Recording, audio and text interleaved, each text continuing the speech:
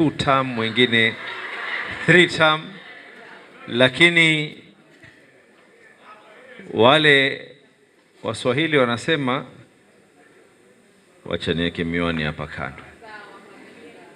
Waswahili wanasema ukinena kitu ni lazima kuwe kuna sababu ndani yake, na mimi nataka ninyi munisikize kwa makini, watu wa Voi.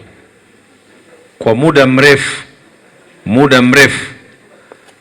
Pwani kwa jumla tumekuwa hatuwezi kukaa katika meza ya kuipanga hii Kenya.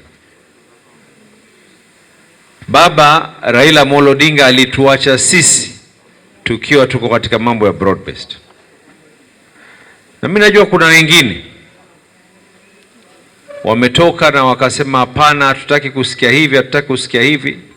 Lakini msimamo wetu, baada ya kuwa tumeangalia vitabu takatifu, na pili, kimfunzo wa kisiasa wa Raila Amolo Odinga, unazungumza na yule ambaye kwamba yuko tayari kuzungumza na wewe, unamsikiza yule ambaye kwamba yuko tayari kukusikiza wewe. Katikati ya njia munaweza kuelewana mambo kadhaa na munaweza kutofautiana mambo kadhaa. Mimi nataka kuambia tuanze kuzungumza na William Samoei Ruto jinsi ya kuunda hii serikali mwaka 2027. Mimi nataka watu hapa wanikubalie. Mnakubaliana na hilo jambo? Narejelea tena, mnakubaliana hilo jambo? Kama chama cha ODM tumekubaliana March hii tunaita Delegates Conference.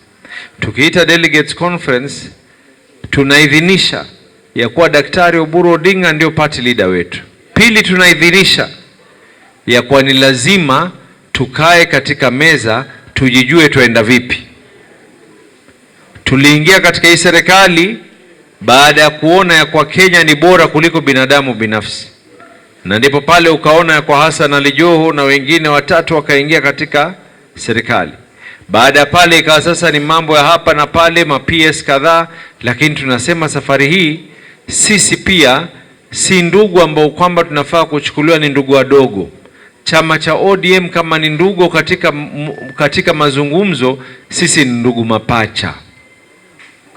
Huwezi kuzungumza na chama cha ODM ukadhania ya kwa chama chetu cha ODM kitakuwa ni chama cha kwamba cha mtoto mchanga. Chama chetu ni chama ambacho kwamba kimekuweko muda wa miaka 20. Sasa na sisi tumekubaliana ya kwa hatutaki kusikia story hivi wala hivi.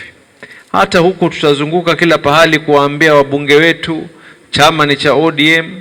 Mimi nataka kuwaambia nyinyi, niwaulize swali moja, na najua hii sauti ndio itakayotumika, lakini waulize swali moja.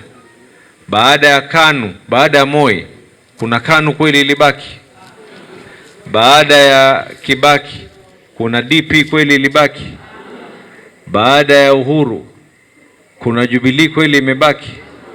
Lakini angalieni chama cha ODM, hata hatujakuwa na rais, lakini kimekuwa strong kwa muda wa miaka 20. Wale ambao kwamba wanaona kuacha chama, usiache mbachao.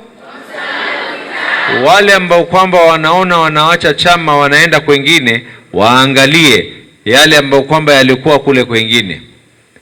Sasa hii kuna watu hata ukaipata tikiti ya bure chama cha DP kile, ukapata tikiti ya bure pia huitaki.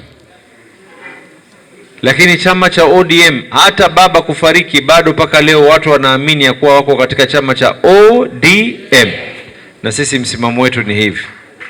Na mimi niko hapa kwanza kutaka dua zenu, lakini kando na kutaka dua zenu, kusikiza maoni yenu na kuweza kupata kwenu nyinyi. Sisi tunaamini mambo ya public participation na public involvement. Mimi nataka kusikia kwa watu wa Voi, wangapi katika Voi wanakubaliana na sisi ya kuwa sisi kama wapwani na wana ODM halisi, na pamoja na wana ODM kutoka sehemu za nje ya pwani, wangapi wanakubaliana na mimi ya kwa Hassan Ali Joho awe naibu wa rais?